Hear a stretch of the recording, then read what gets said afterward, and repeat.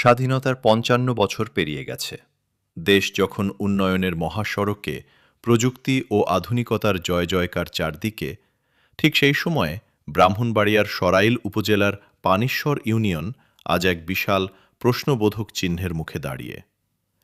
কেন এই জনপদ উন্নয়নের মানচিত্রের বাইরে? মেঘনা নদীর তীরের এই গ্রামটির দিকে তাকালে আপনি দেখবেন উন্নয়নের চরম বৈপরীত্য। একদিকে প্রবাসীদের পাঠানো রেমিটেন্স, আর স্থানীয় বয়লার চাতাল ও ইটের ভাটায় সচল অর্থনীতির চাকা। অন্যদিকে মৌলিক নাগরিক সুবিধার এক করুণ হাহাকার। জাফর খালের ওপর নির্মিত নরবরে বাঁশের সাঁকোটি আজও পানিশ্বরবাসীর যাতায়াতের একমাত্র ভরসা।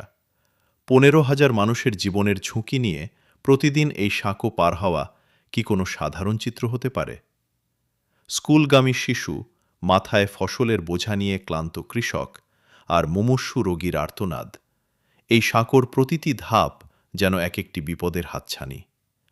সামান্য বৃষ্টিতে যখন পথ পিচ্ছিল হয়, তখন যেন পুরো গ্রামটাই এক অনিশ্চিত মৃত্যুর মুখে পড়ে যায়। এর পাশাপাশি আছে মেঘনা নদীর করাল গ্রাস। পানিশ্বর ইউনিয়ন আজ মানচিত্র থেকে মুছে যাওয়ার অপেক্ষায়। পালপাড়া, শাখাইতি, শোলাবাড়ি কিংবা লায়ারহাটির মতো জনপদগুলোকে নদী গ্রাস করে নিয়েছে। ভিটেমাটিহীন মানুষের হাহাকার আর নদীগর্ভে তলিয়ে যাওয়া মসজিদ স্কুলের কান্না কি স্থানীয় প্রশাসনের কানে পৌঁছায় না? একটি স্থায়ী বাঁধের প্রতিশ্রুতি কেন বারবার কেবল ফাইলবন্দি হয়েই থাকে? ভেতরের রাস্তাঘাটগুলোর অবস্থাও যেন আজ ধ্বংসস্তূপ। খানাখন্দে ভরা এই পথগুলো যেন উন্নয়নের ব্যর্থতার দর্পণ। শহর থেকে বিচ্ছিন্ন, স্বাস্থ্যসেবা থেকে বঞ্চিত এই জনপদের মানুষের কি উন্নত জীবনের অধিকার নেই? প্রশ্ন আমাদের সকলের। আমরা কি কেবল দায়সারা প্রতিবেদন লিখে বা অডিও বানিয়েই দায়িত্ব শেষ করব? পানিশ্বরবাসী কি আজীবন বাঁশের সাঁকো আর ভাঙা রাস্তার অভিশাপ নিয়ে বেঁচে থাকবে? বারবার জনপ্রতিনিধিদের দুয়ারে গিয়েও কেন আলোর দেখা মিলছে না? কেন এই ১৫,০০০ মানুষের দীর্ঘশ্বাস কোনো কার্যকর পদক্ষেপের রূপ নিতে পারছে না?